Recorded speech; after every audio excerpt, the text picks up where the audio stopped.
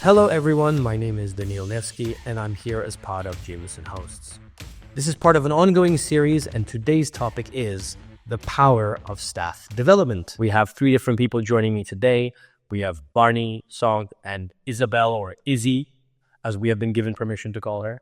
The goal of this talk is to discuss the pros and cons of developing staff with a view to helping employers by giving them the motivational tools to create top-performing teams and build a work environment that encourages both progress and financial success. If you don't mind all of you just giving us a quick 20-second intro about yourself, that would be great. Let's start with everyone's favorite sustainability expert from Paris, Barney. Thanks, Dan.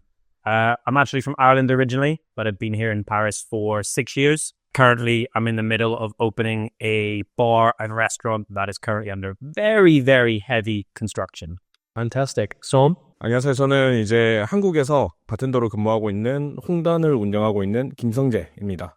저는 이제 바텐더로 근무한 지 이제 8년, 9년 차 정도 돼가고요. 홍단이라는 가게를 오픈한 지는 2년 정도 되었습니다. 그전에는 이제 다른 가게를 2년 정도 하다가 사업은 총 이제 4년 정도 했고요. 이렇게 여러분들을 만나 뵙게 됐습니다. Fantastic. Izzy? I'm Izzy. I am originally from New Jersey. I've been in Brooklyn, New York for about almost 6 years now as well. And I'm in a little bit of a transition period, but currently at Milady's. Fantastic. This is part of an ongoing series here at Jameson where we discuss certain topics about the bar industry, and the kind of overarching theme today is that of bartenders, bar training, training programs, bar ownership, but not necessarily bar ownership from the perspective of the owners, even though we have 2 of them here today, but the topic itself of being the management of the team, the training of the team, and all of those things involved.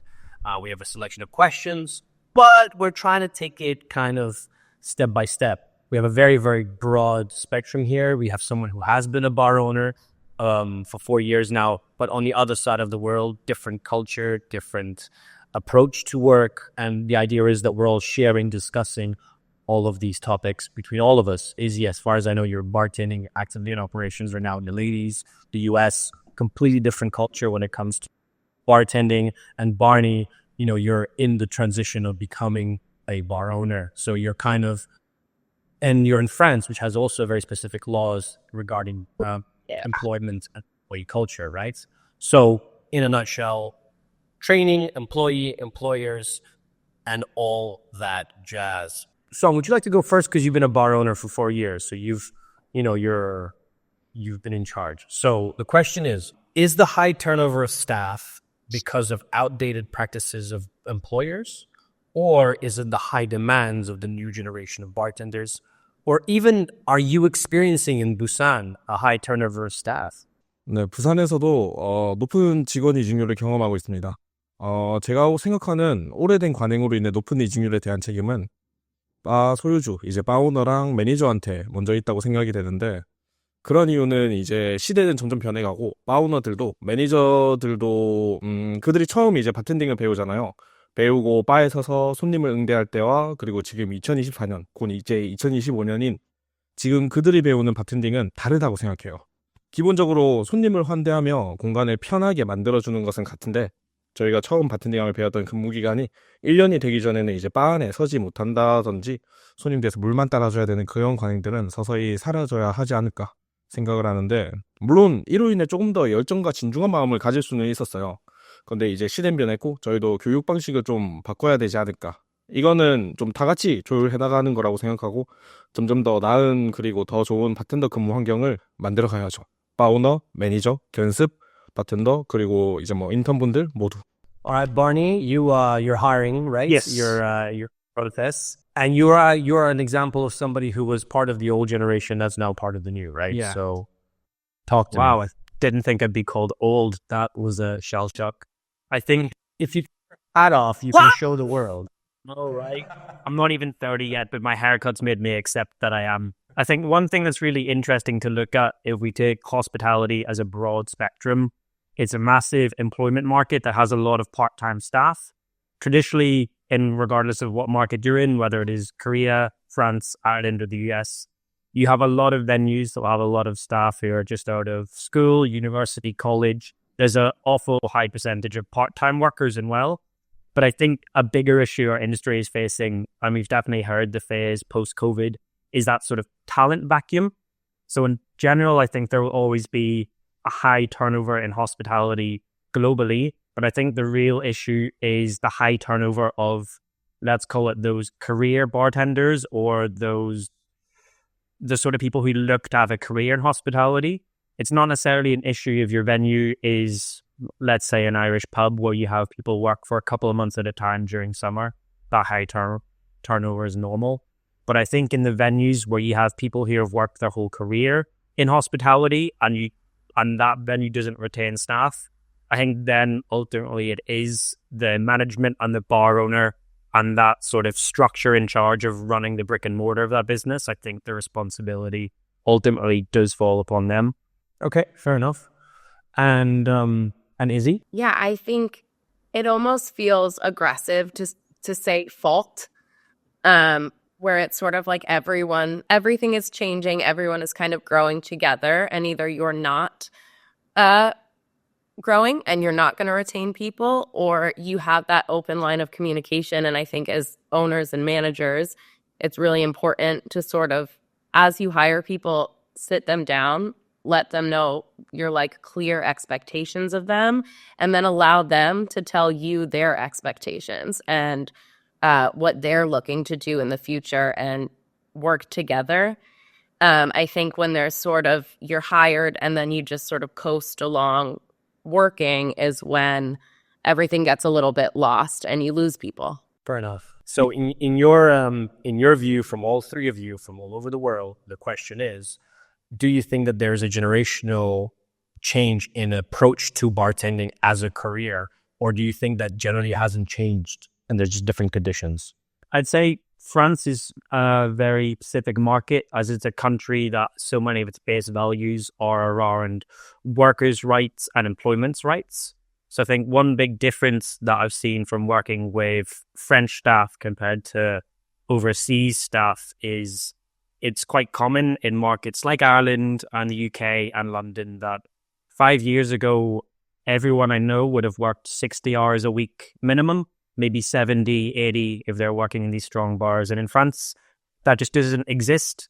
There obviously are some places where people work beyond their hours, but the idea of a 35, 39 hour or a week working week, that's normal across all of France. France is a country where the average person has quite an engaged general knowledge of employment law and their rights.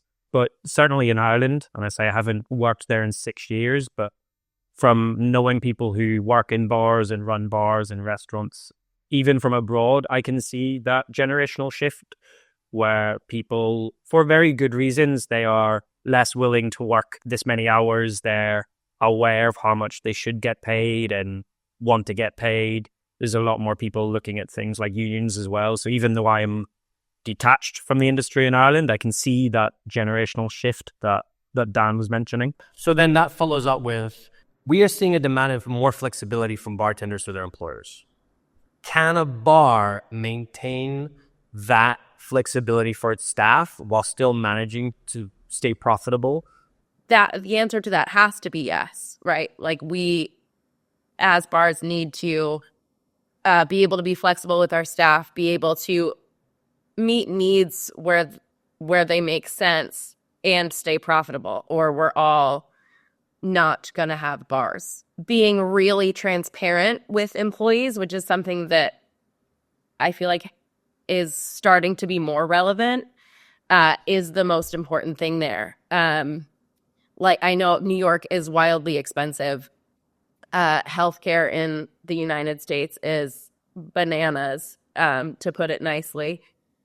So it's like showing your staff, actually letting them see the numbers. If they're confused or interested or have questions about why they can get this or why they can't get that, it's like, go ahead and show them your P&Ls, show them your numbers, show them why it makes sense for you to be able to give them a family meal twice a day in your first 2 years of being open, but why being able to give even a full-time employee health insurance could render your business not profitable up into a certain point. And then so like being able to talk to them and really help them understand the best way that maybe they could get health insurance another way and how you're working on being able to get them health insurance in the future.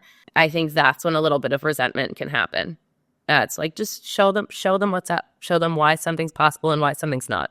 Do you think that there's like this impossible question? Like, for example, let's just say you want to be the best bar owner you ever want to be, right? You want everyone to have an equal chance to be off. And then boom, comes Christmas. Everybody wants to be off on the same day. And the question is, then doesn't that like descend to chaos? Who gets blamed? Is it the owner? Is it then it's suddenly, so who chooses who falls on the sword, right? Even though we're all trying for the best, someone's going to have to stand up and say, well, the bar is not open, which means no money's made, which means no one's going to get paid, right? You know what I mean? So I think that it's an impossible question, but is there anything you'd like to comment on that, for example, situation? I think what Izzy was saying as well is just transparency. Like I've worked in lots of venues that have had lots of international employees, so going home for Christmas is an even bigger task if you're a team of 15 and 10 of them live in different countries. And then at the end, it almost doesn't matter what the decision, because obviously half the team has to be off the week before Christmas and the second half has to be off the week after Christmas. I think it's sitting down and broaching it as a business together and being transparent about the difficulties and coming to the best solution. I think I found from my experience that keyword communication is always the most important. As long as there's a dialogue and an understanding about something, I think that's the best way that employer and employee or manager and staff or whatever the relationship is, I think as there's a clear dialogue, it really helps everything be a lot smooth, because rather than just saying, no, someone can't have this week off, if you say, this person has worked here for 3 years and they haven't ever had the chance to go back in Christmas with their family, can you take this week, blah, blah, blah. Doesn't matter almost what the result is, but it's just having that actually clearly and efficiently explained. I think that's 90% of the uphill battle, right? Fair enough. And Song, if we don't mind switching to you, because obviously we're all kind of living in what is very often, the Western world, but in Asia, in every country, there's completely different cultures, religions, practices. How do the staff at your venue in Busan approach special holidays? We were specifically speaking about Christmas, but maybe that's not a thing to you as it is for us. So what is December like for you? How do you approach that flexibility that sometimes is required by staff? 이거는 사실 좀 애매한데 바마다 좀 다를 거라고 생각을 하거든요. 직원들의 좀 유연성 요구가 충족되고 수익성도 유지되고 고객 요구도 만족시키려면 정말 잘 해야 되거든요. 저도 노력하고 있는 부분이기도 하고요. 오너 마인드로는 수익이 이제 나머지를 만들어준다고 생각하고, 매니저 마인드로는 퀄리티가 나머지를 만들어준다고 생각해요. 각각 이게 좀 연결되어 있는 부분이랄까요? 그렇게 생각합니다. Cool. Well, Izzy mentioned something very interesting. She said, New York is super expensive. And healthcare is super expensive. And bananas, BANANAN. I just want to make her smile. That's it. But since we all understand that the bartending profession tends to be considered a low-income profession or a lower end of the social class profession, and profitability of the bar owners is one thing, but profitability of staff and their own paycheck is also very important. Do you think that non-financial incentives such as training programs and career progression help with the kind of retention of staff? Or is it all about the paycheck? It's interesting because I feel like there's you could just go to a dive bar or your neighborhood bar where it's sling drinks, it's high volume, you're making a ton of one-on-ones, and you're going to walk away with quite a bit of money at the end of your shift. You call it blood money because sometimes you're not coming home till like 6 a.m. Because they close at 4. It's like, and you're getting that really tough crowd sometimes between 2 and 4 a.m. where it's like you are their 5th or 6th bar of the night. It is a hard job. but you certainly can walk away with a bundle of cash at the end of it. But there is really no work-life balance. You're kind of living this like vampire life. You're tired. It's hard. And then you have cocktail bars from a range of spectrums, but typically you make less money, and it feels like you're constantly working on educating yourself and getting better at what you do. And really, it's a craft. It's a lot of us look at ourselves as like we're creatives, we're artists, we're giving like everything we have to the hospitality of it all. And so I think that there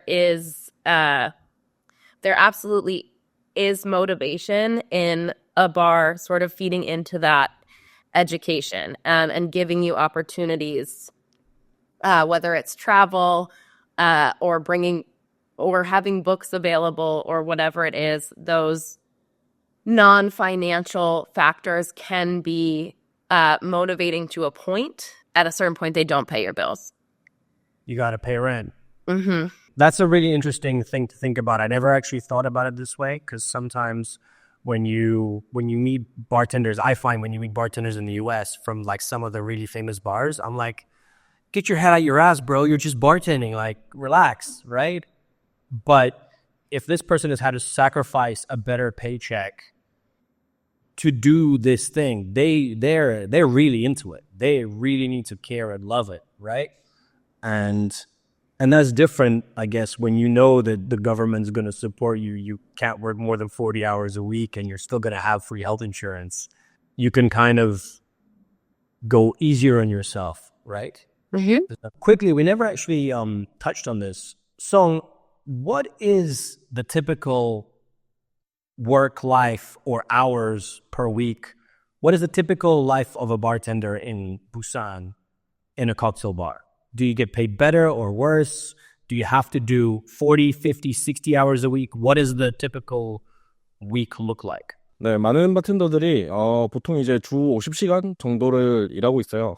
때로는 주 60시간 이렇게 일하는 바텐더들도 있고, 보통 우리는 이제 뭐 5일에서 5.5일 이렇게 일을 하게 되는데, 물론 이 과정에서 이제 좋은 임금이랑 적절한 보상이 주어지기도 하는데, 안 그런 것도 많을 거라고 생각하거든요.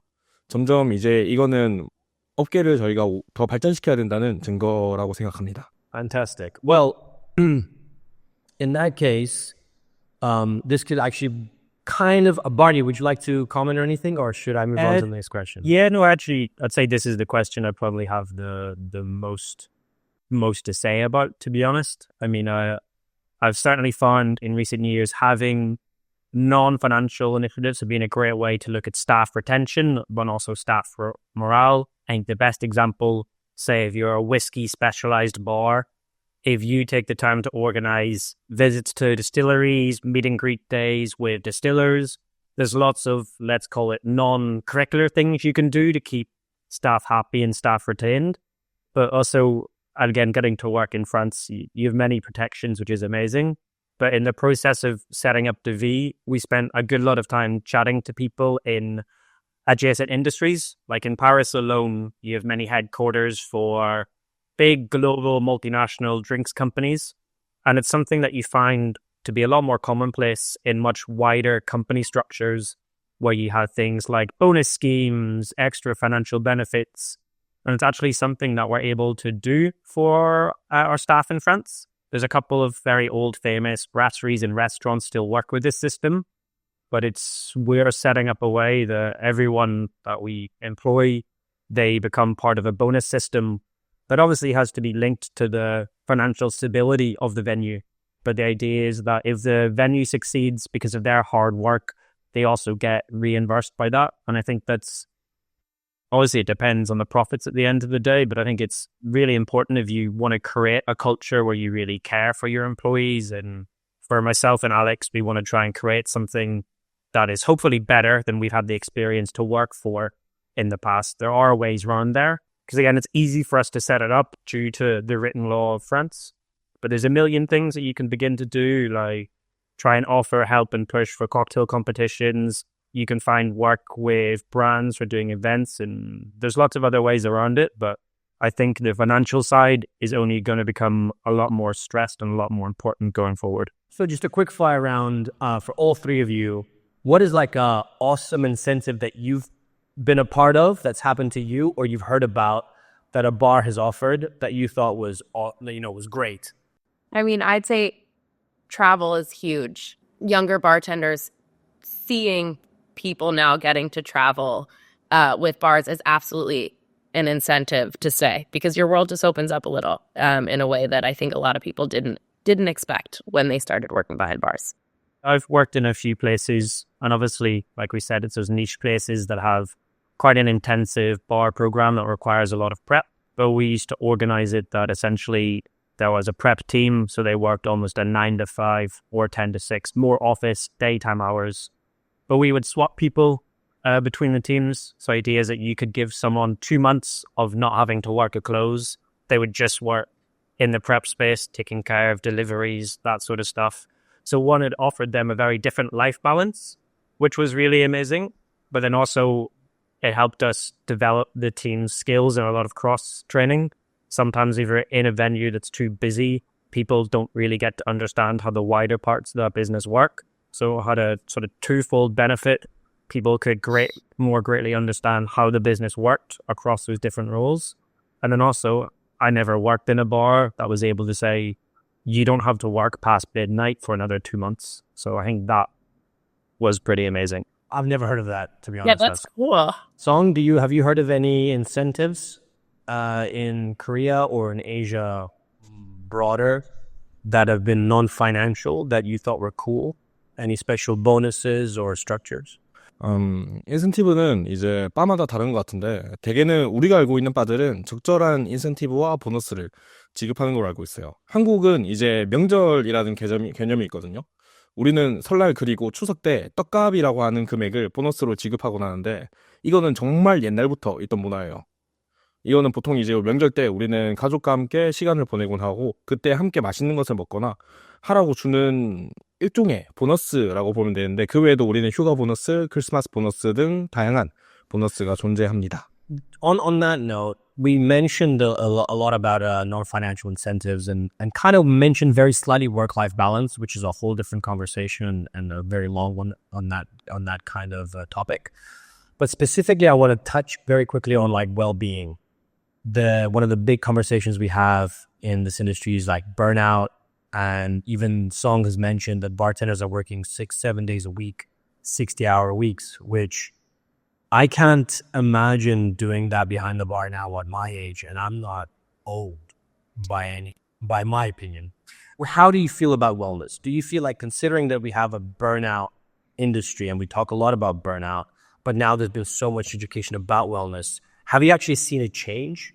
We try and keep our hours under 10. We try and keep everybody at 40 hours. If you're choosing to cover someone on a double, absolutely you can do that. If it gets to the point where you're working overtime and the team needed that and that's your choice, you can do that. One of the things I try and do is to give people the choice. So they might choose to burn themselves out 1 week and then not a next week. But we're not forcing anyone into those incredibly long hours. And in your opinion, where's the line between being a babysitter and being an employer? Because sometimes you might see somebody burning the candle on both ends. But where's the line that you don't cross where you overstep and say, yo, you are gonna hurt yourself or you are heading down a dark path? Like, at the end of the day, there's always that, I'm an adult and I can do whatever I want to do. I think that was something I was waiting before I started to speak as well. Like, I mean, I think we've all been in places. I think I worked a 16-hour day every Saturday for 3 years in a row. And I didn't realize that's not normal. When I say it now, it still seems insane. But I didn't know any better. And there was no one senior above me to ever point and check that out. So I think if it comes to burnout, if it is due to the mechanism of the venue and the work, then as the responsible manager or employer or whatever the system of hierarchy in that business is, I think that's your responsibility. Where if you look at someone who starts before midday and finishes in early hours of the morning, if you're the one who's made the rota, that's your fault. Like as he said, if someone agrees to swap and cover someone's morning part of that shift, so they get another shift off for a long weekend, they're doing that by their own consent. Like we all work in hospitality and we all like to talk about how much we like looking after the guests who come into our venue. So shouldn't we all be the kind of people who like to look after those who work with us inside that venue? At the end of the day, it becomes the responsibility of that employee to look after that issue, but you're still the person who has to broach that subject. One, for the employee in your care, and then also for the venue and the business as well. Random, out of the blue, quick fire round from your perspective as an employee. What is a recipe for failure as a bar owner? I think to sum it up is non-communicative. Like I think whether it's to do with the business or to do with staff well-being, having someone in that position who doesn't communicate or the staff or employees don't feel like they can approach them about an issue, I think that's